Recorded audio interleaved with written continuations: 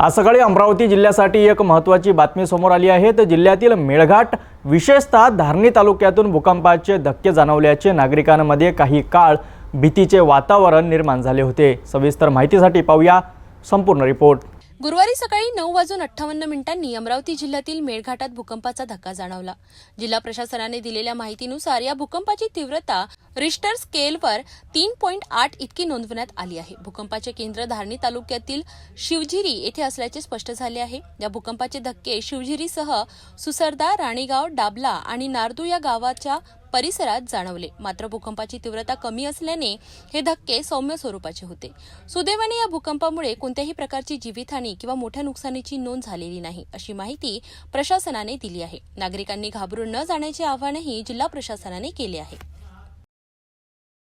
तर अशा प्रकारे अमरावती जिल्ह्यातील मेळघाट भूकंपाचे झटके जाणवले असले तरी कोणतीही हानी झाली नसल्याने प्रशासनाने आणि नागरिकांनी सुटकेचा निश्वास टाकला आहे।